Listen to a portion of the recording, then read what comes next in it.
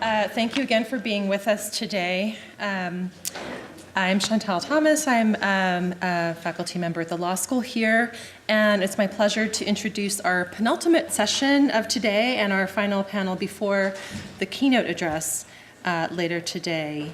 We're delighted to welcome Professors Bassam Haddad and Rebekah Maggor as our speaker and commentator for this panel, both of whom I would say work at the cutting edge of knowledge production and cultural critique in the media as well as the academy.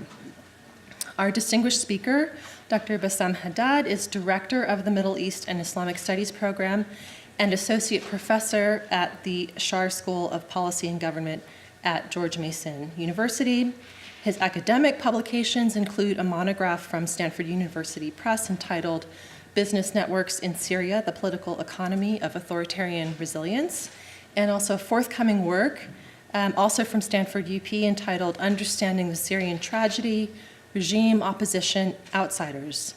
He's also a founder of numerous highly impactful media platforms that include the e-zine Jadaliyya, which has been an essential clearinghouse and destination for commentary and analysis about and from the Arab and Muslim worlds across a wide range of domains, from culture to political economy to law and conflict to one of my favorites, Newton, which is the acronym for New Texts Out Now.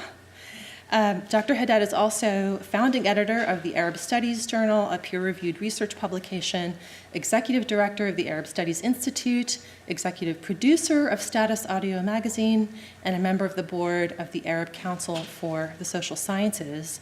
He's a founding editor also of the Knowledge Production Project, which is an open access archive search tool and data visualization program that gives users access to sources of information about the Middle East since 1979. He's co-producer and director of several acclaimed film and television series, including most recently a documentary titled The Other Threat that explores the historical context and contemporary politics of Arab and Muslim migration to Europe in the age of the War on Terror. His presentation today is entitled Knowledge Production on the Arab Uprisings, New Glasses, Old Lenses. And our commentator will be Rebekah Maggor, who's an artist and scholar focusing on political theater and the theater of protest. She co-edited, co-translated, and wrote the introduction to the anthology Tahrir Tales, Plays from the Egyptian Revolution, from Seagull Books, which received a Literature and Translation Fellowship from the National Endowment for the Arts.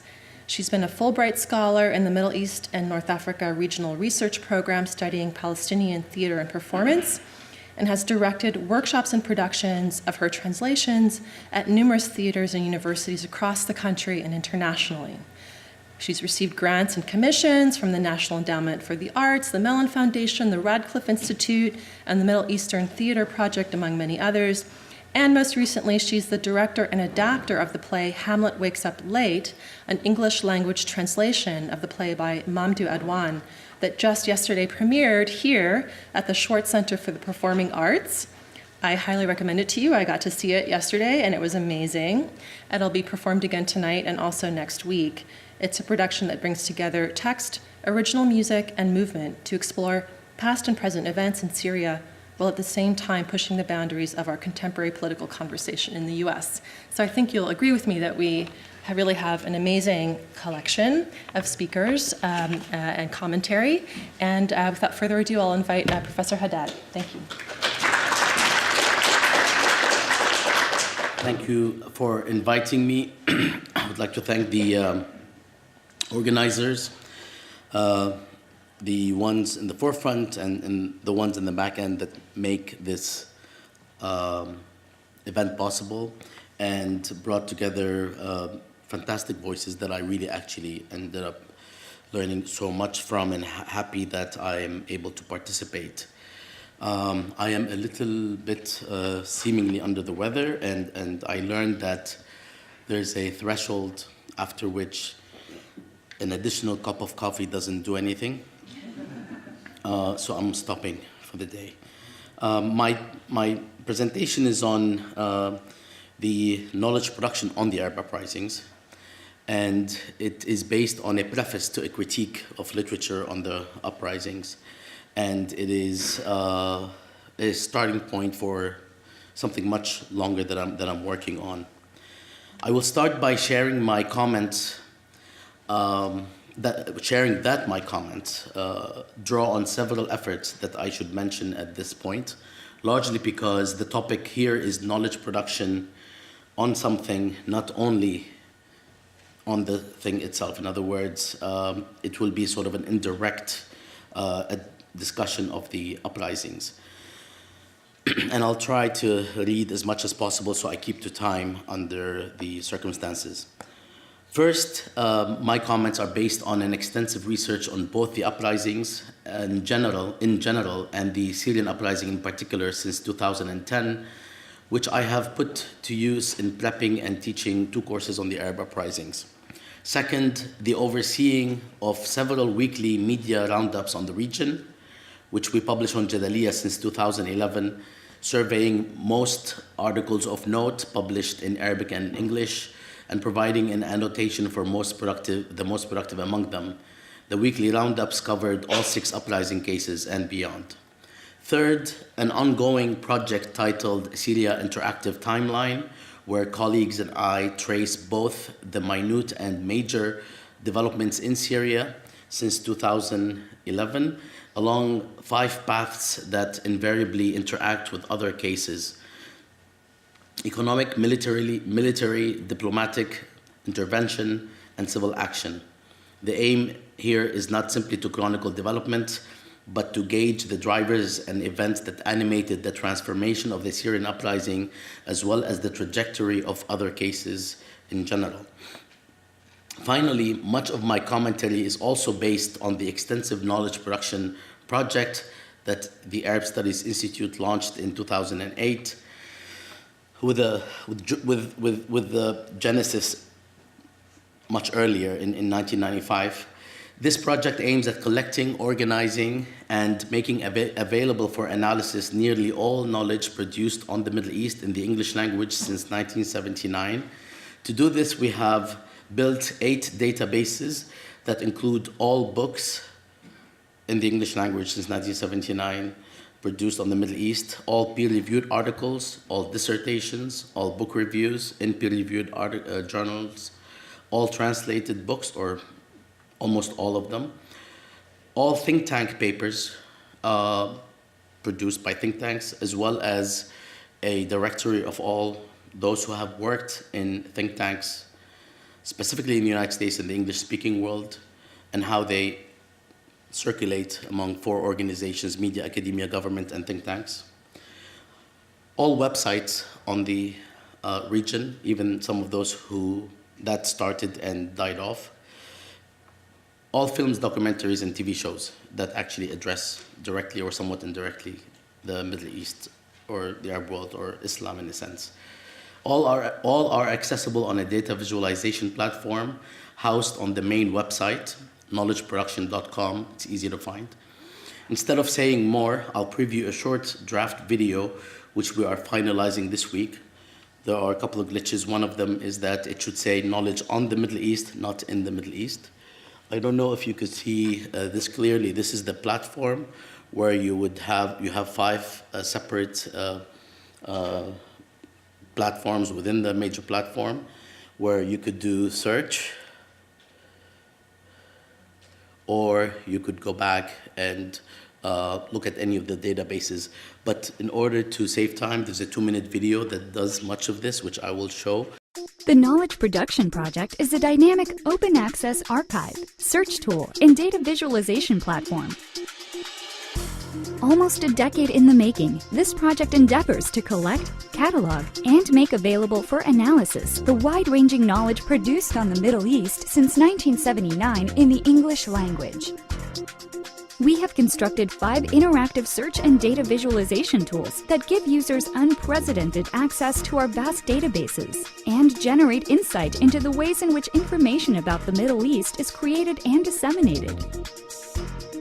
The databases include all peer-reviewed journal articles and reviews produced on the Middle East in the English language since 1979, as well as books, dissertations, translated books, think tank papers, documentaries, films, TV shows, and major websites that address the region.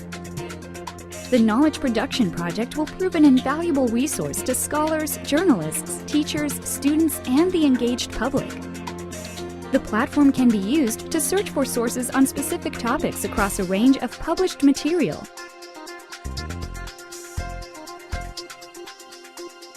Explore the networks of think tanks, government bodies, and the people who staff them.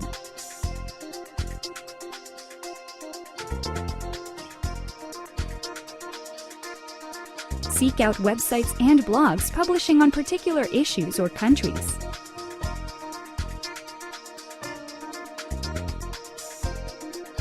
Or analyze publishing and funding patterns in the think tank world.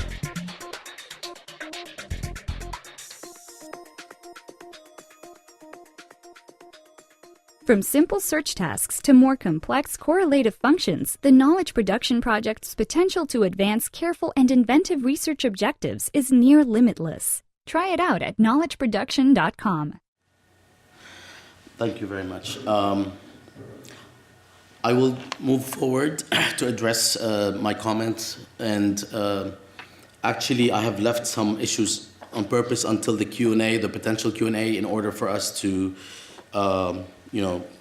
address things that usually don't always come up in the Q&A, including the politicization of knowledge on the Middle East, which is one of the reasons we actually embarked on the Knowledge Production Project. I will start by saying a few words about how the Arab uprisings often are viewed more broadly. For casual observers, the uprisings took a sharp turn to mayhem. For cynical observers, the democratic uprisings in the Arab world were always an anomaly that was confirmed by consequences. For idealists, the uprisings were the true expression of the quest for freedom and dignity that must prevail even in the short term. The reality is that the uprisings are more complex, less conclusive, and finally, of course, not over. A good starting point is to think less of the Arab uprisings, or the Arab Spring as it is sometimes called, as a whole, as the unit of analysis, and consider, so it is better to actually refrain from thinking of it as unit of an analysis or the unit of analysis, and consider instead the 6 individual cases separately as the separate units of analysis. Despite some commonality, each case involves a different story, history, society, state structures, and relations, both internal and external. The trajectory of each case reflects the interaction and synergy among these factors in a rapidly changing region and a shifting global context. 2 broader factors impinged on outcomes. On the one hand, at least 2 broader factors. On the one hand, geopolitics penetrated each case in a particular manner that both thwarted expectations and reproduced either the pre-uprising structures or the conflicts deeply embedded beneath their weight, perhaps with the relative exception of Tunisia. On the other hand, the uprisings, ironically, provided an entry point for new totalitarian movements and sentiments in old bottles, to be sure, that recalibrated the preferences and patterns of coalition formation among powerful regional and international actors. We can crudely call this second factor the ISIS effect, but evidently it's much more profound than that. The status quo today in each of these cases, with the possible exception of Tunisia, reflects the combination of these 2 factors in relation to local, regional struggles. Whatever else they reflect, they definitely reflect this combination. I mention these factors mainly because they have contributed immensely to the muddiness of literature on the uprisings, to which I will move on to discuss at this point, but without mentioning authors and titles. I think in some way we are all implicated, not excluding myself. So the title is A Preface to a Critique of Literature on the Uprisings, New Glasses, Old Lenses. This is made for white people, tall white people. I don't know if you can hear me.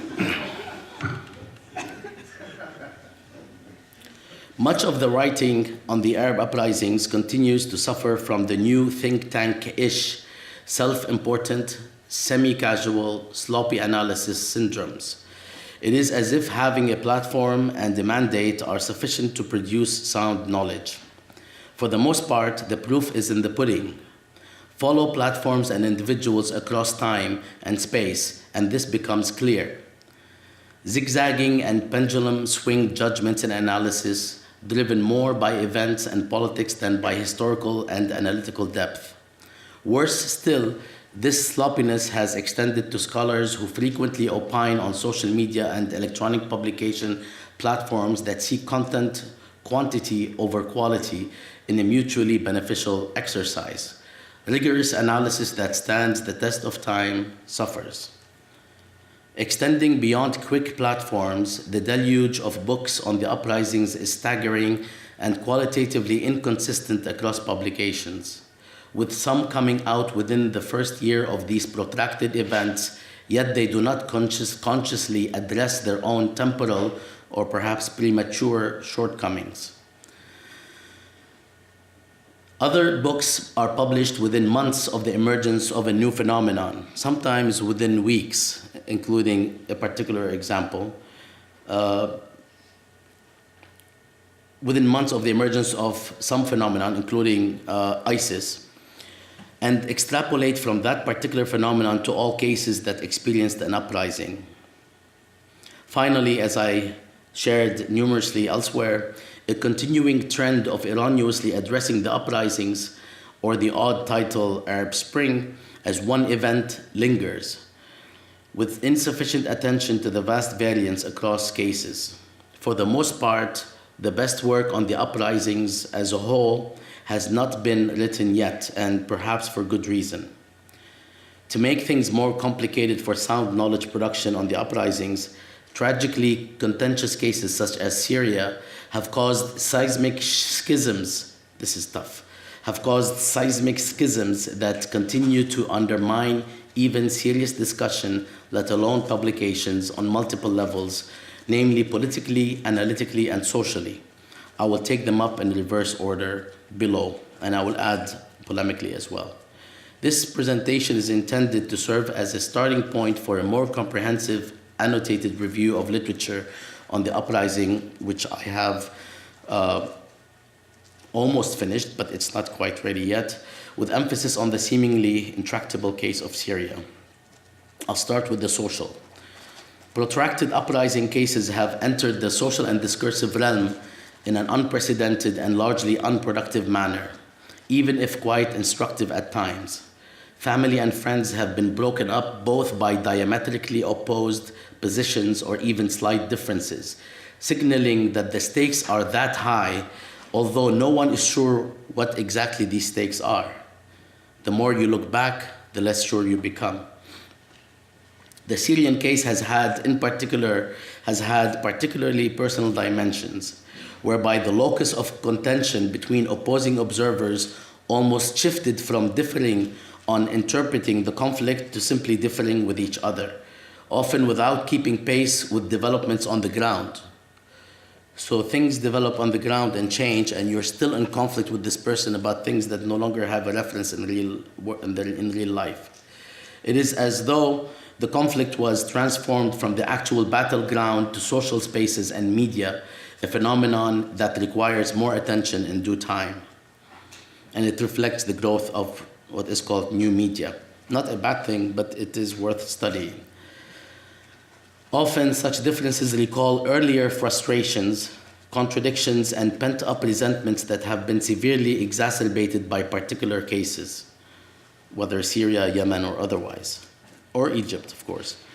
More structurally, we can also observe a return in the social realm to the secular religious debate or tool, as well as an odd resort to primordialism regarding the Sunni-Shi'i divide, even if often based on politics and not an intrinsic commitment to sectarian content. In other words, those who bring these things up, especially the sectarian element, are not necessarily sectarian or believers to begin with, but the politicization of the sectarian dimension has made it such that it can become ground for contention. While the former has been influenced by the Egyptian case, as in the question of secular religious debate, while that has been influenced by the Egyptian case as well as the emergence of the Islamic State, the latter is mostly a continuation of regional political rivalry between Iran and Saudi Arabia. The politicization of identities, tribal, ethnic, or otherwise, has also played a role across the region, particularly in Syria, Libya, Iraq, and Yemen. While one can view some of these developments simply as a function of primordialism or even politics, it is important to recognize the new, often more independent and less repressive context within which they are emerging. In some, not all cases, it could very well be the beginning of perhaps the same long dialogues, debates, or conflicts under less restrained circumstances, which means it could actually become a positive thing, potentially. However, the writing on such issues that I just mentioned has been unnecessarily dominated by a negative view that essentialize and naturalize this politicization, whereby you have nowhere to go analytically or otherwise. Another issue that receives little or parasitic attention is the impact of the slow collapse of states amid protracted violence on the fate of those who depended most on public sector employment and or other forms of protection by the state, including women and other vulnerable communities in particular areas. While this does not apply equally across the board, it is a reminder of one of the seldom addressed functions or contributions of state public sectors. To elucidate a conservative takeaway in the form of order at any cost, as some people might take from this emphasis on the state sector, whereby it's viewed as a conservative argument, is to miss the point. It is but one reason that helps us simply understand shifting positions and attitudes within protesting polities in relation to the state and its potential collapse, especially as uprisings turn sour, reviving the less evil argument. It helps us understand why people who detest existing dictatorships might not necessarily fall in the lap of the other side under certain circumstances. I'll move to the analytical.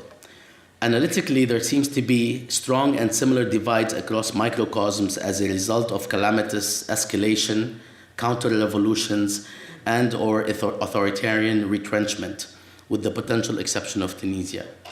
I hope we can keep saying with the potential exception of Tunisia. In academia and beyond, one sees a rather clear split between those who would like to interpret the uprisings as a first phase among a few or many to come, while others have, after a brief elation, resorted or restored their default culturalist lenses. Yet others were simply exhausted and disappointed and gave in to generic pessimism fueled by an endemic feeling of powerlessness at several levels: personal, political, and or ideological. You see this everywhere, but you see this, interestingly, mostly in places where uprisings have exhausted and destroyed people, especially in Syria. You go to Damascus and Aleppo, Deir ez-Zor, Hasaka, anywhere in Syria, and Dir'a, and they don't care what you have to say analytically or politically, for the most part. I mean, they have a position, they can articulate it if need be, but something more visceral is taking over after 7 years of destruction at levels that are also beyond physical and concrete. However, more refined analytical disagreements that did not descend to the level of unproductive or personal contentions have proliferated. These are the most productive and enduring ones that will survive the wave of Facebook and Twitter activists and trolls, most of whom will eventually find their way back either to their pre-uprising political coma or to their parochial echo chambers. This does not mean that well-meaning observers who rise above pettiness and personalization are immune to producing analytical faux pas. What continues to be in short supply is a systemic and historically informed analysis of the factors that brought various societies to a boil, more or less, at a particular point in time, at a particular moment, and why certain other cases were influenced by this development and others were less influenced, and why certain cases were influenced but were able to placate while others couldn't. A corollary objective is to identify the factors that influence the trajectories of different cases, of course. The fact that the human cost of the uprisings, their diversions, and their suppression has been calamitous is all the more reason to take analytical pause in judgment, not to rush to judgment for the sake of an emotional need to actually find a culprit. Sometimes the culprit is not as simple as many of us think. Finally, there is an increasingly pressing need for the uprisings to be conceptualized more broadly in historical terms. Again and again, this must be repeated, and I repeat this as somebody who exists in a political science discipline, which I struggle with because I am of the opinion that without political history, political science is almost an abstraction. Did I just say this in public? We won't tell anybody. Gentleman's recording, it's okay. I think everything is gonna be okay, actually. Finally, an increasingly pressing need for the uprisings to be conceptualized more broadly in historical terms, lest we peg analysis on empirical developments. For instance, as this path can take many forms, what is the relationship between repression, state institutions, development and de-development, societal divisions, class and gender relations, external foreign policies, and mass discontent and mobilization? What kind of historical eras, periods, or junctures might be eclipsed by what sort of new configurations? How best to characterize the uprisings from a longue durée vantage point? Both the aforementioned micro and macro levels of analysis, respectively, should help us understand and account for the variance among the cases in which mass uprisings erupted and between them and the other countries, if this categorization is at all relevant. We can't just look at the uprisings and study them and try to opine analytically, polemically, or otherwise without recognizing that it's still a small subset of the larger pool of cases in the Middle East. This is a critical point because people speak as if the entire Arab world experienced the same thing, and it actually is not. It's much more specific.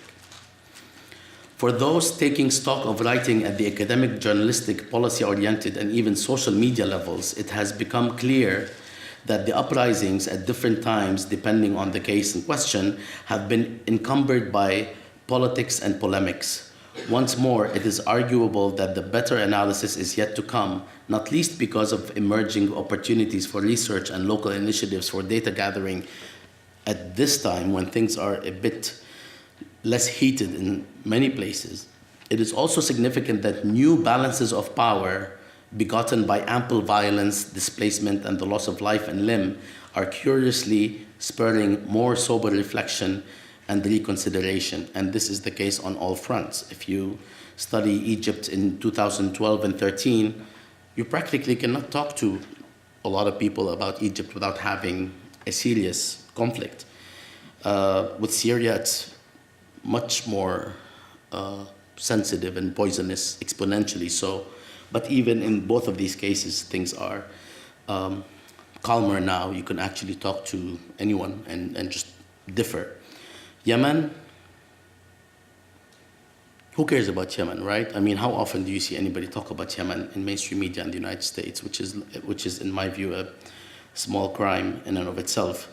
But the same also applies there, except that most people don't even know what the hell's happening in Yemen. Even people in academia, in Middle East studies, they understand that there are Houthis. There's Ali Abdullah Saleh, who was on one side, but then he was on another. But you know, people can't go beyond these basics, even experts, unfortunately, because Yemen is, you know, a backwater. The politically speaking, the state of writing on the uprisings is becoming increasingly dire. Early on, hopes were built and partially fulfilled early on in the uprisings. They were then gradually and in some cases brutally shattered, ushering in what I have called the pessimistic turn in 2012 and 13. Eventually, the breaking points that crystallized views were 2013 and 2016.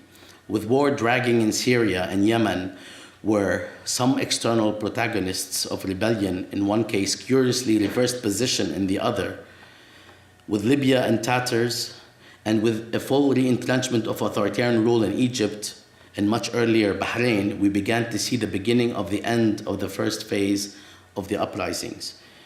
This might sound arbitrary, but in many cases one can argue that today, at least in 2017, we are not in a concrete end of something, but we are certainly not any longer in a situation we were in 2013 or even 2015 and 16. In other words, there is some sort of a phasing that many of us can observe.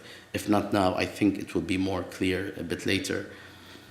Whether writers were following all or some of the uprisings, because this is an issue. How many of us are following all the uprisings at all times, at all levels? Whether writers were following all or some of the uprisings, and whether they were following closely or sporadically based on news cycles, it was late 2016 that culminated in a new phase of divisions in the uprising, at least in some places, with the exception of Tunisia. Indeed, the ostensible crushing of the last remaining metropolitan stronghold of the rebels in Aleppo in December 2016 was a critical juncture in the Syrian uprising, one that many considered to be an ostensible end of the first phase of the conflict there. Spurious analysis marked by defeatism, blame games, and political jockeying masquerading as moral criticism and righteousness became the order of the day in the last months of 2016. The conceptualizations and convictions that were discussed in previous years became axioms to many. Lesser evil dictatorships versus Islamist unknowns. This is how people sort of looked at things. Rebellious imperialism versus reactionary resistance. Sunnis versus Shi'is, and everyone versus terrorism won the highest marks. The lack of a long view and analysis of slow-moving factors over extended periods of time, which is decades, not just years, gave way to instant scholarship that was produced and reproduced based on events and even particular battleground outcomes.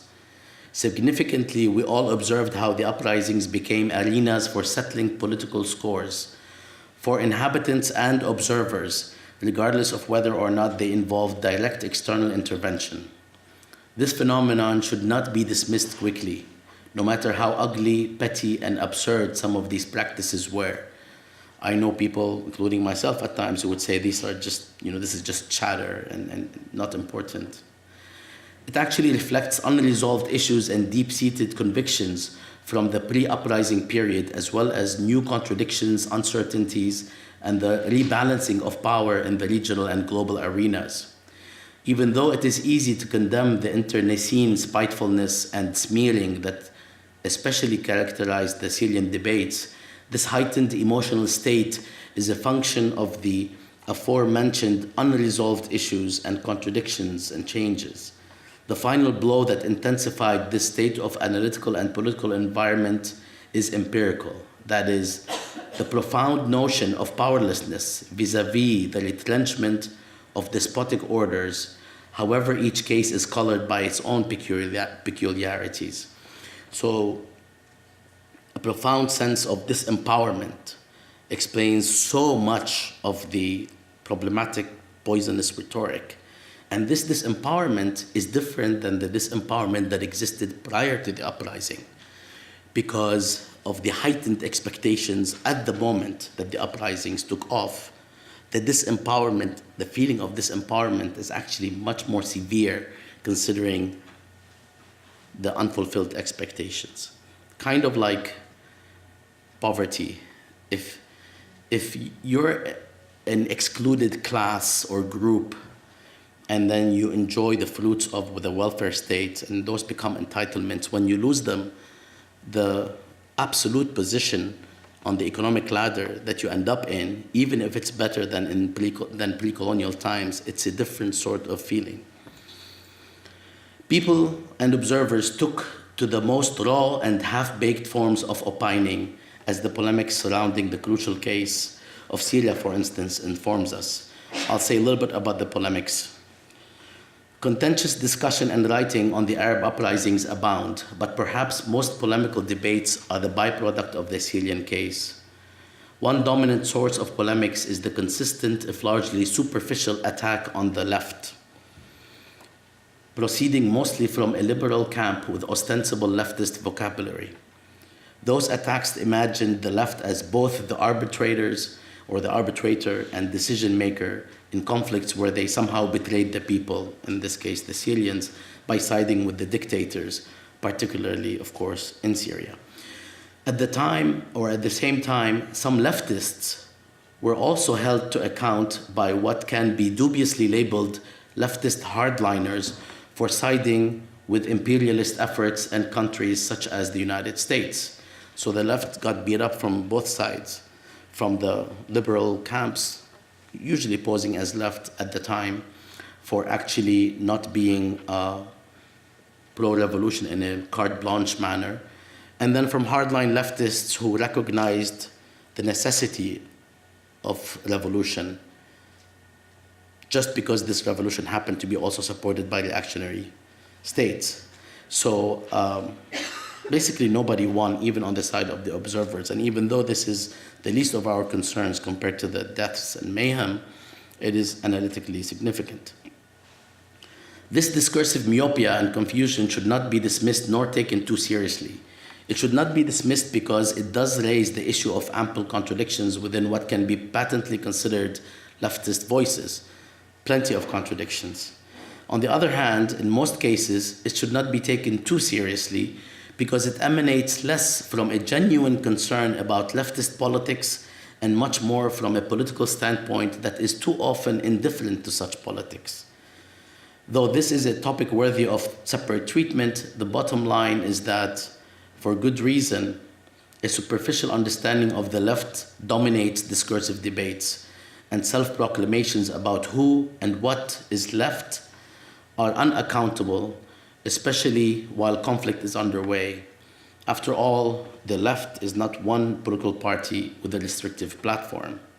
In all cases, a new dubious taxonomy emerged to depict variants of the left that are hierarchically categorized based on levels of guilt and complicity, either in reference to imperialism, rebels, or dictators. Besides the obvious contradictions that any cursory observation can spot, such as support by known leftists of patent dictatorships like in Syria, or of US policies and patronage. This entire exercise is largely ephemeral, as the coming years will reveal. It is odd that otherwise well-regarded writers partook in this amorphous fad of lamenting the left. I'll go back, I'll skip a lot of the material that I think might come up in the discussion, and I'll go back to what I call square one. Not only has the, and this is sort of by conclusion, by way of conclusion.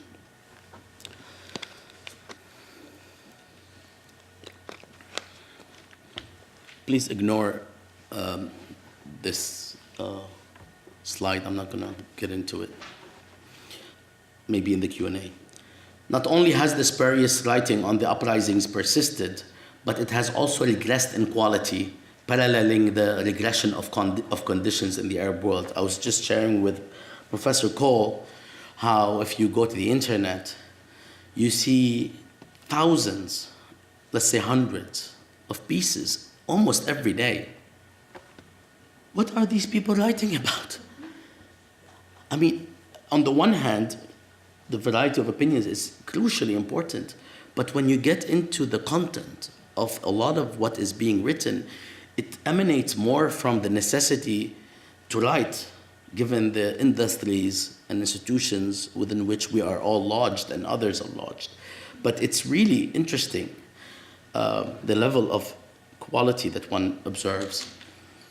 Generally speaking, there is talk of corruption, unemployment, and other negative indicators often handpicked from something like the United Nations Arab Human Development Report and so on. Almost all ills are pinned squarely on authoritarian rulers as though they exist in a vacuum. This is another dimension. of what we see. One finds very little about the political connections of these rulers with their regional and international supporters and bankrollers, nor is there much about the institutions that rewarded the adoption of neoliberal-like policies, no matter the cost to the larger population. Not only that, in fact, to reconstruct these destroyed countries, we're going back to the same international financial institutions that prescribed policies that had a good deal to do with the emergence of discontent. In fact, there is little to no consideration that the Arab uprisings were also a voice of protest for those whose life chances have been devoured by their local elites and the politics the latter pursued as individual moguls, groups with external connections, and networks with informal economic elites, informal economic cliques between business and state officials and/or institutions such as the army in Egypt. It is as though the youth bulge, unemployment, and opposition politics are completely detached from the development policies that autocratic darlings adopted, imposed, and pursued.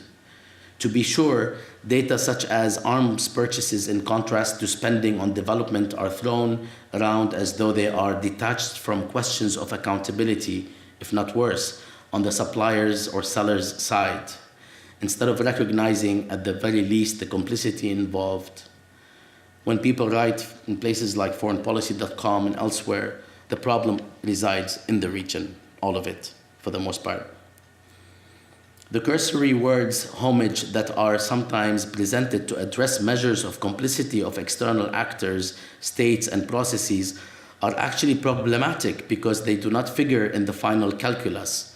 So people throw out words about the complicity, but they don't actually get integrated into the edifice of the concrete analytical bodies or the conclusions, and definitely not the policies. We end up with lip service, liberal critique of elitism, at best.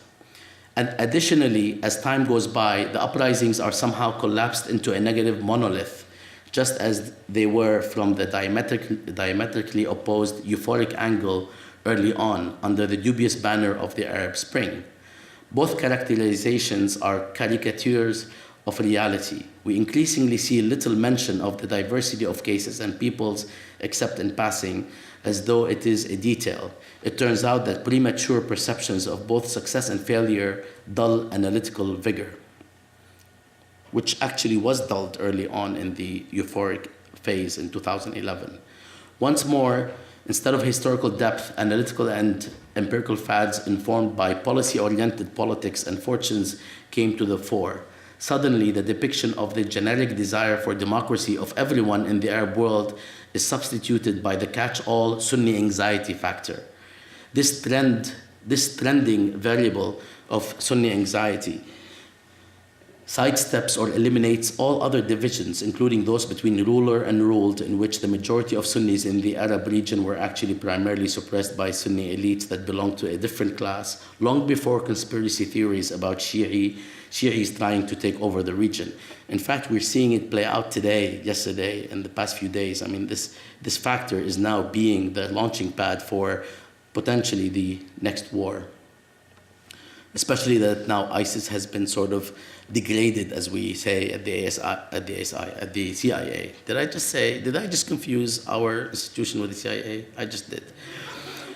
Now that ISIS is degraded, what appears to happen, or what appears to be the case, is a triumphant Iran. And of course, that has to be dealt with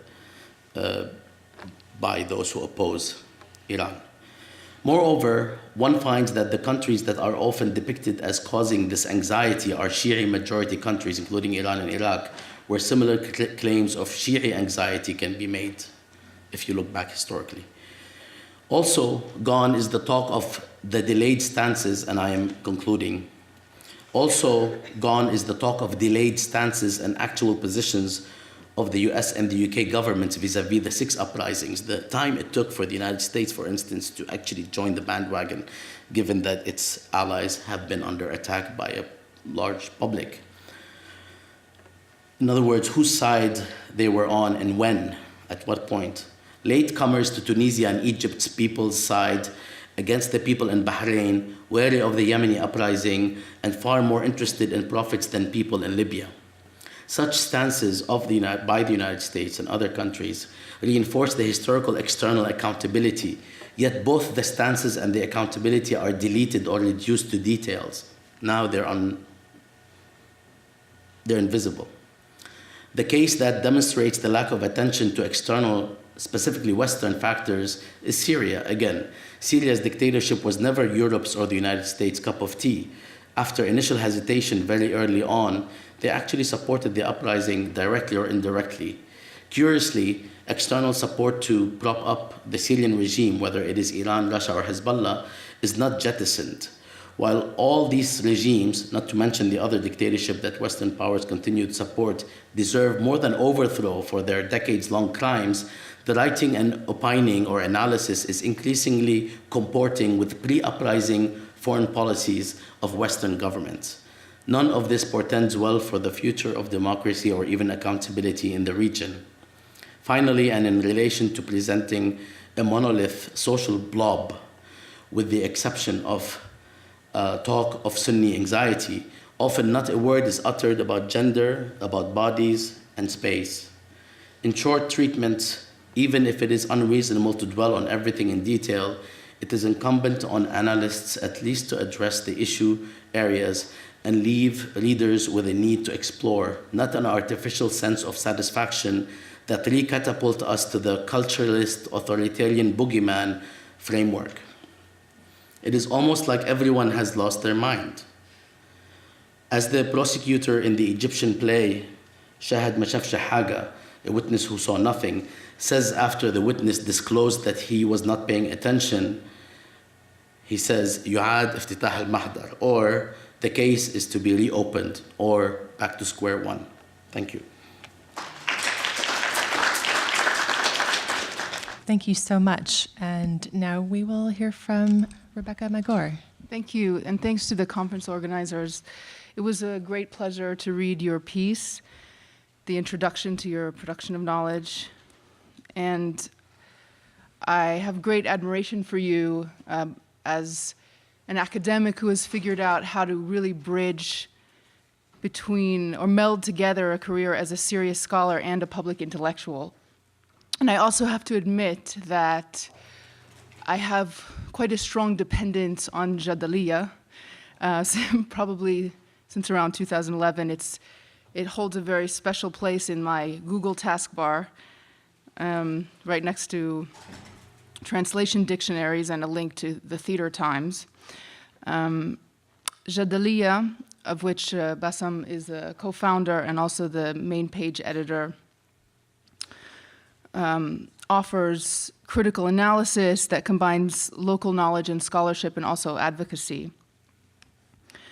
And what Jadaliyya and Bassam's other projects offer, and I recognize that Jadaliyya has a stronger editorial line, as we were discussing earlier, are what you were terming sound knowledge. Your public projects aim to offer rigorous analysis that stand the test of time, and to make this knowledge accessible to broad audiences. In regards to knowledge production on the Arab uprisings, I am very interested in how you wrote about the difference between sound knowledge and what you call the new think tankish, self-important, semi-casual, sloppy analysis. I'll say that for now we'll just nickname that sloppy analysis for convenience sake. So you break down what sloppy analysis is into basically three categories that are political, temporal, and spatial. The political being the overlapping areas of a return to primordialism and the interrelated politicization of identities, tribal, ethnic, and otherwise. And temporally, what we might even look at as a kind of attention deficit disorder or exciting events in a vacuum approach to writing, that rather than interpreting the uprisings in historical terms or historicizing them and connecting them to long-term factors that, as you wrote, brought these societies to a boil, they're seen as a blip or an exception. And then spatially, this assumption that there's a retrenchment of despotic orders or a return to a status quo. that all the ills, as you write, are pinned on authoritarian rulers as if they exist in a vacuum. And there's very little attention to their political connections and to, as you write there, who's bankrolling them. So what the, and I put this under spatial because it's a kind of monolithic assumption about the Middle East, that is, within this area, a kind of status quo. So what the sloppy analysis leaves out is, as you say, a longue durée vantage point. So a systematic and historically informed analysis that attempts to engage with the factors that brought about the uprisings. What's also missing is attention to, as you write, the collapse of the state. So sloppy analysis ostensibly ignores the political and economic makeover of the Middle East in the last 40 years, this incredibly important transition from state-led modernization in Egypt, in Syria, and elsewhere in the Arab world, which included some meaningful social and economic democratization, to the pro-business authoritarianism that we have seen more recently.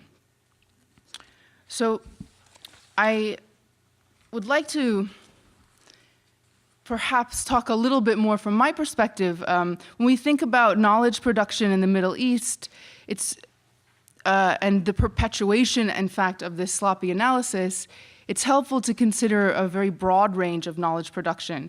So what we've been discussing at the conference today has been all primarily, except for some things mentioned by Tzvi earlier, of nonfiction.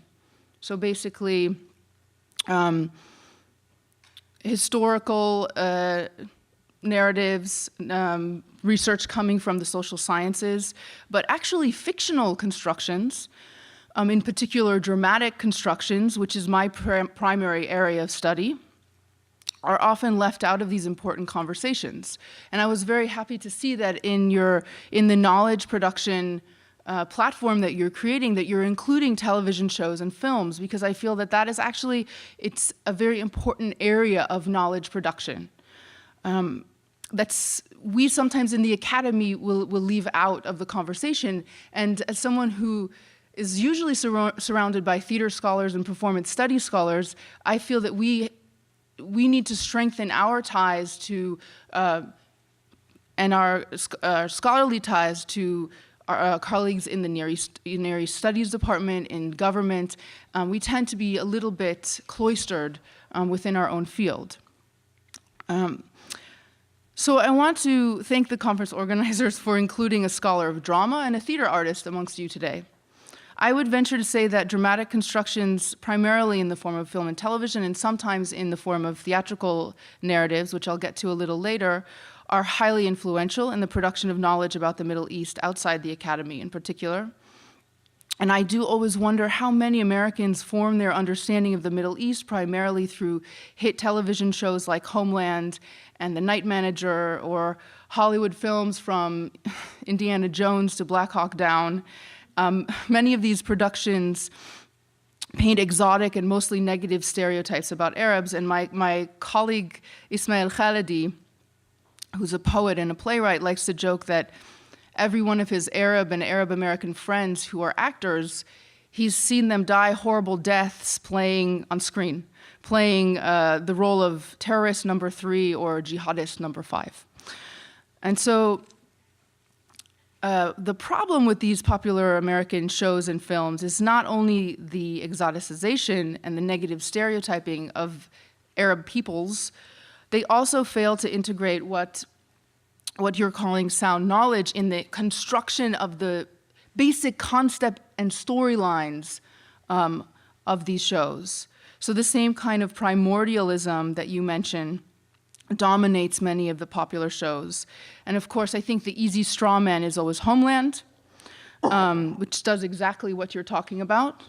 It essentializes and naturalizes the politicization of identities, tribal, ethnic, and otherwise. I think many of you will probably remember about 2 years ago that there was a graffiti hacking of Homeland. Heba Amin, who's an Egyptian visual artist and scholar, was hired to add, quote, authenticity to the scenes of a Syrian refugee camp in Homeland. Basically, they wanted her to come in and spray paint graffiti on the walls of the set in Arabic. And in an early meeting with the production team, she and the other two artists were handed images of quote, pro-Assad graffiti, which apparently was what was natural in Syrian refugee camps. And here's what she wrote about the program. She said, what's wrong with Homeland's political message? The very first season of Homeland explained to the American public that Al-Qaeda is actually an Iranian venture. According to the storyline, they are not only closely tied to Hezbollah, but Al-Qaeda even sought revenge against the US on behalf of Iran. This dangerous phantasm has become mainstream knowledge in the US and has been repeated as fact by many mass media outlets. And I bet that if we try to go in and actually see if there were connections between the talking heads on television and the consultants that have been hired for these television productions, that we would find some people that were working in both areas. So Heba and these two graffiti artists that were hired by Homeland to add authenticity ended up using their artwork to accuse the television show of racism.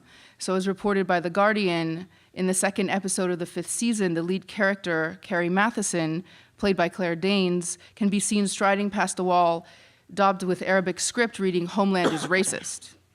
Other slogans painted on the walls of the fictional Syrian refugee camp, which, by the way, I think was actually filmed in Berlin, or outside Berlin, included, this is what they were writing in Arabic, "Homeland is a joke and it didn't make us laugh." And they also wrote in Arabic, "Black Lives Matter."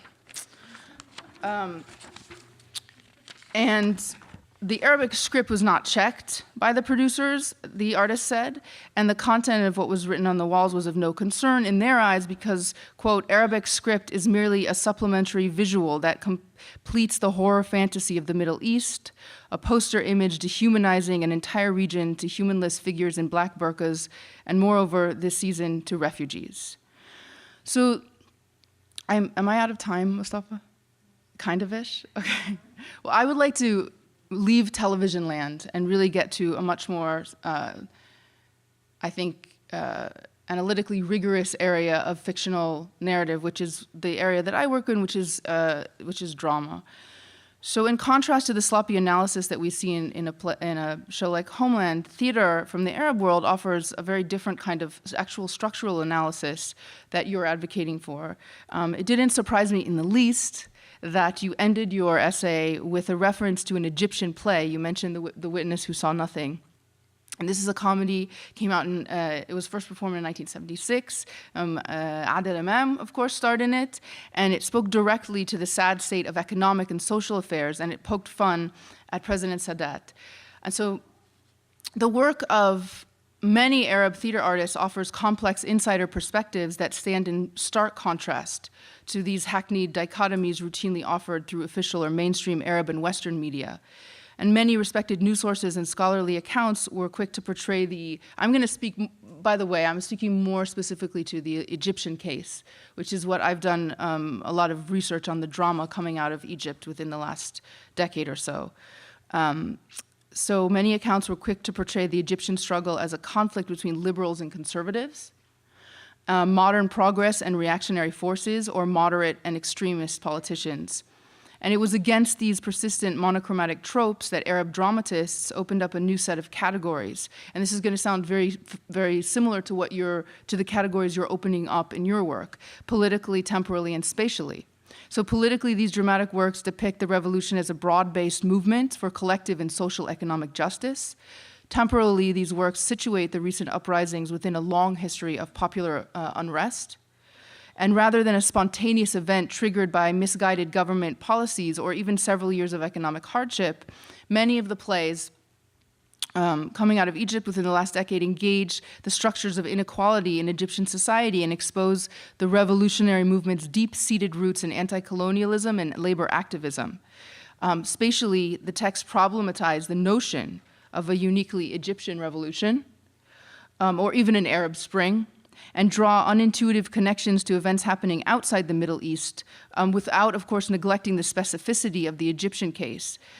So to conclude, and this is something that is is deeply what I'm interested in. Is I'm interested in asking that difficult question of how is it that this production of knowledge that we're looking at in the conference today is not only important for reconsidering policy approaches in the U.S. and also combating the general ignorance of Americans and their thinking about the Middle East, but in fact, the way in which you're reframing or you're positing to try to shift and transform knowledge production around the Middle East is something that we need in our own construction of our own understanding of our narratives within the U.S. So let's skip all of these examples and just say that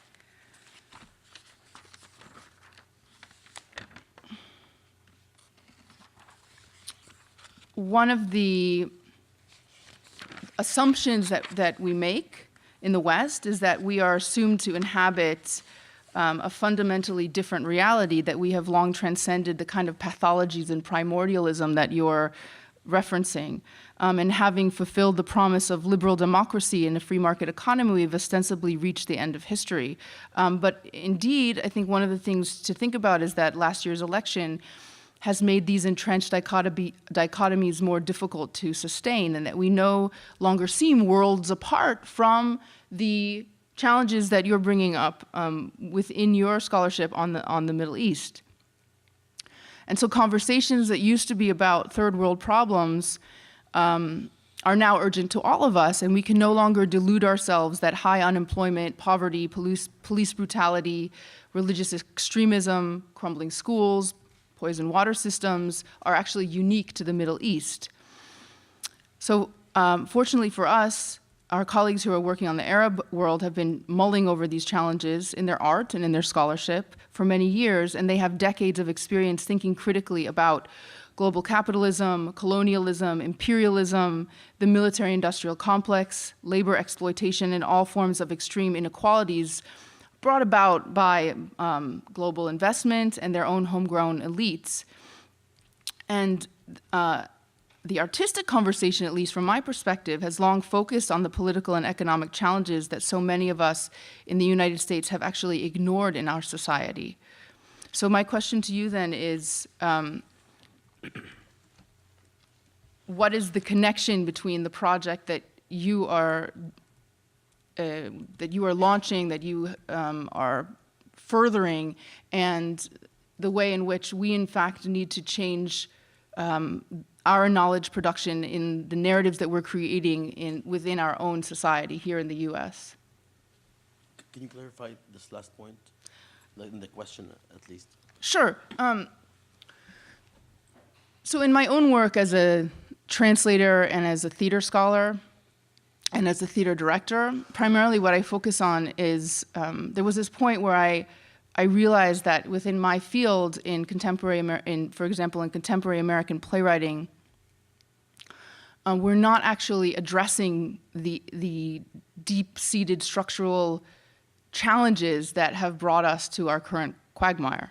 So we are highly focused on, and sometimes a rather superficial focus on identity politics, which are disconnected from economic realities.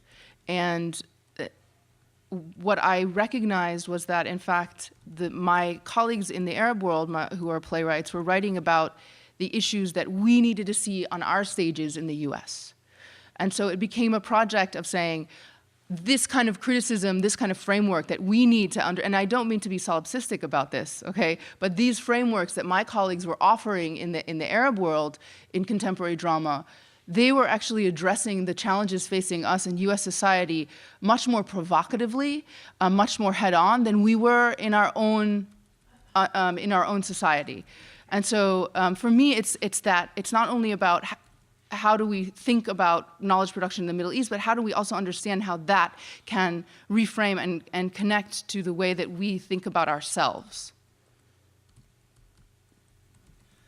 Right, so just riffing on that, the way in which Occupy Wall Street Yes. might have been, right, in some ways inspired by or reactive to the uprisings that had happened earlier that year. Right? So Do you want me to? please.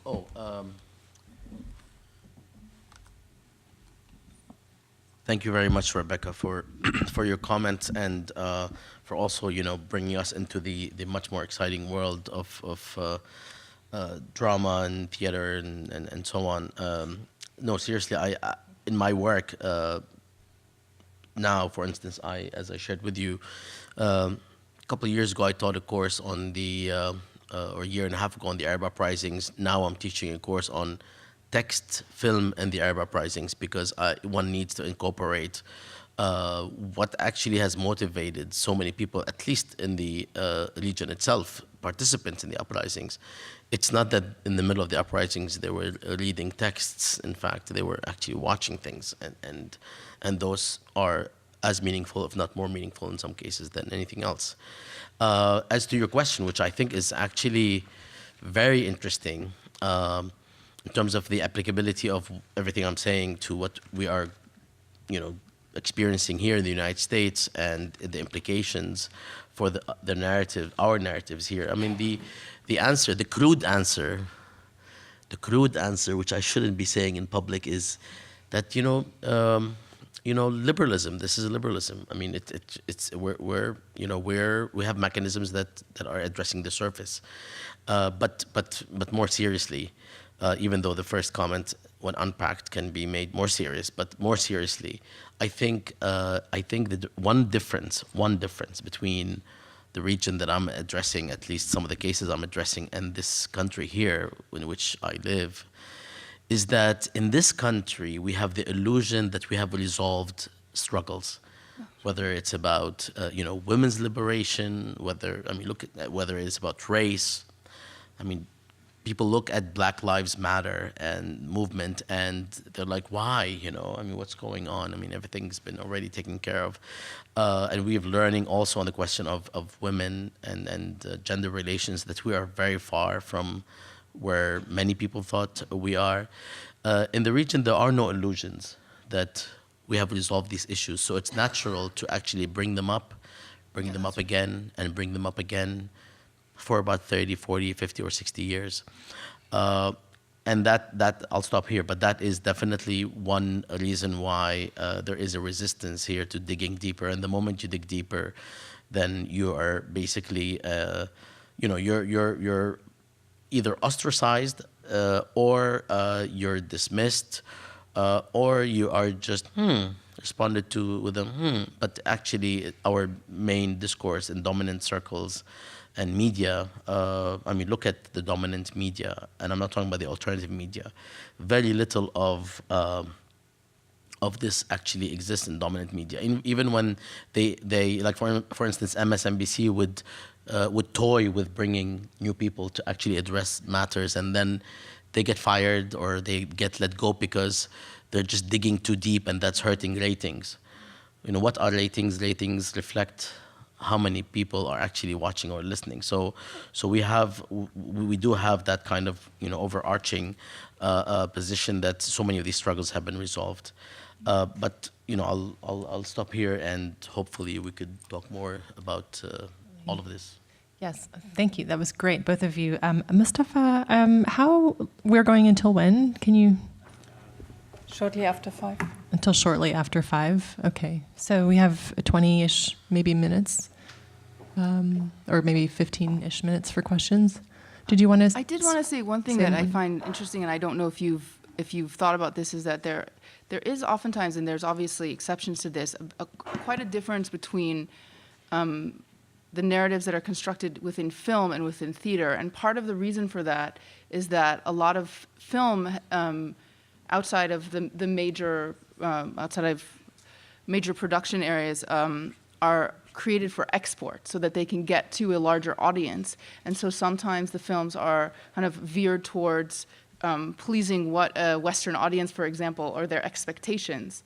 And so what we see a lot of times in the theater is that it's it's actually much more of an internal dialogue within the society, so that it's Egyptian theater created for an Egyptian audience, or it's Syrian theater created for a Syrian audience. And of course, you know, there are many excellent cosmopolitan Arab theater artists who are also creating theater for export, but it's much more common, I would say, within film. And so that's one thing I think to kind of keep an eye on, and when you're looking at films for, I mean, obviously you're well aware of that. If you're looking at films to put in your syllabi, is this, what conversation is this film a part of? So thank you so much to our speakers and the audience as well.